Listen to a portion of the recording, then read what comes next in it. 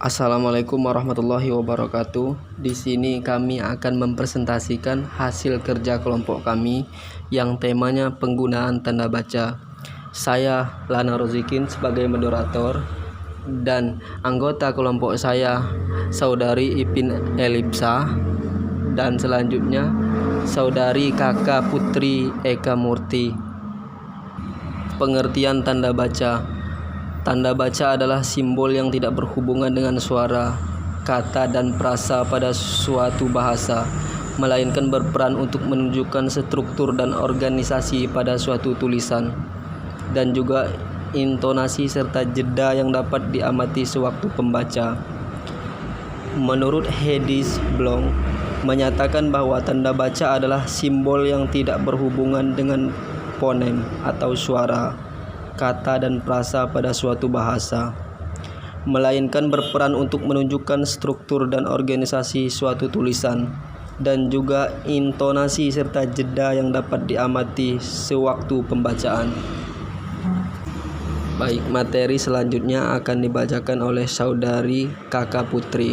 Kepada Saudari Kakak Putri saya persilahkan. Pemakaian tanda baca. Yang pertama, tanda titik. Tanda titik dipakai pada akhir kalimat yang bukan pertanyaan atau seruan. Tanda titik dipakai untuk memisahkan angka jam, menit, dan detik yang menunjukkan waktu. Ada juga tanda titik dipakai di antara nama penulis, judul tulisan yang tidak berakhir dengan tanda tanya dan tanda seru, dan tempat terbit dalam daftar pustaka. Tanda titik tidak dipakai di belakang alamat pengirim dan tanggal surat atau nama dan alamat penerima surat. Yang kedua, tanda koma. Tanda koma dipakai di antara unsur-unsur dalam suatu perincian atau pembilangan. Ada juga tanda koma dipakai untuk memisahkan kalimat setara yang satu dari kalimat setara berikutnya, yang didahului oleh kata seperti tetapi atau melainkan. Ada juga tanda koma dipakai untuk memisahkan anak kalimat dari induk kalimat jika anak kalimat itu mendahului ibu kalimatnya. Yang ketiga, tanda titik koma.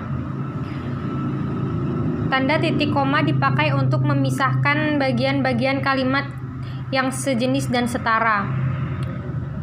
Ada juga tanda titik koma dipakai sebagai pengganti kata penghubung untuk memisahkan kalimat yang setara di dalam kalimat majemuk. Keempat, tanda titik dua. Tanda titik dua dapat dipakai pada akhir suatu pernyataan lengkap jika diikuti rangkaian atau pemberian. Ada juga tanda titik dua dipakai sesudah kata atau ungkapan yang memerlukan pemberian. Yang kelima, tanda hubung. Tanda hubung menyambung suku-suku kata dasar yang terpisah oleh pergantian baris. Ada juga tanda hubung menyambung awalan dengan bagian kata di belakangnya, atau akhiran dengan bagian kata di depannya pada pergantian baris. Yang keenam, tanda pisah. Tanda pisah membatasi penyisipan kata atau kalimat yang memberi penjelasan di luar bangun kalimat. Ada juga tanda pisah dipakai antara dua bilangan atau tanggal dengan arti sampai ke atau sampai dengan. Yang ketujuh, tanda elipsis. Tanda elipsis dipakai dalam kalimat yang terputus-putus. Ada juga tanda elipsis menunjukkan bahwa dalam suatu kalimat atau naskah ada bagian yang dihilangkan. Materi selanjutnya akan dijelaskan Saudari Ipin. Kepada Saudari Ipin saya persilahkan. Yang kedelapan, tanda tanya. Tanda tanya dibagi menjadi dua, yaitu ada tanda tanya dipakai pada akhir kalimat tanya dan tanda tanya dipakai dalam tanda kurung untuk menyatakan bagian kalimat yang disangsikan atau kurang dapat dibuktikan kebenarannya. 9. Tanda seru. Tanda seru dipakai sesudah ungkapan atau pernyataan yang berupa seruan atau perintah yang menggambarkan keseriusan, kesungguhan, ketidakpercayaan, atau rasa emosi yang kuat. 10. Tanda kurung.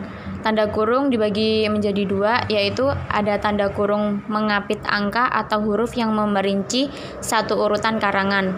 Yang kedua, tanda kurung mengapit tambahan keterangan atau penjelasan.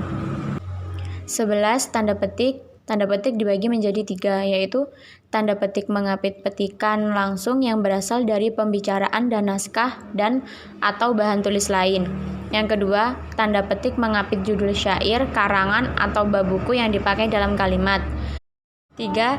Tanda baca penutup kalimat atau bagian kalimat ditempatkan di belakang tanda petik yang mengapit kata atau ungkapan yang dipakai dengan arti khusus pada ujung kalimat atau bagian kalimat. 12. Tanda kurung siku. Tanda kurung siku mengapit huruf, kata, atau kelompok kata sebagai koreksi atau tambahan pada kalimat yang ditulis orang lain. Tanda itu menyatakan bahwa kesalahan atau kekurangan itu memang terdapat pada naskah asli. 13. Tanda petik tunggal. Tanda petik tunggal mengapit makna, terjemahan, atau penjelasan kata atau ungkapan asing. 14. Tanda garis miring dibagi menjadi dua, yaitu tanda garis miring dipakai di dalam nomor surat dan nomor pada alamat dan penandaan masa tahun yang terbagi dalam satu tahun takwim. Yang kedua, tanda garis miring dipakai sebagai pengganti kata atau dan tiap. 15. Tanda penyingkat atau apostrof. Tanda penyingkat atau apostrof menunjukkan penghilangan bagian kata atau bagian angka tahun. Demikianlah hasil kerja kelompok kami. Saya selaku moderator, apabila salah kata saya minta maaf dan pada Allah saya mohon ampun. Wassalamualaikum warahmatullahi wabarakatuh.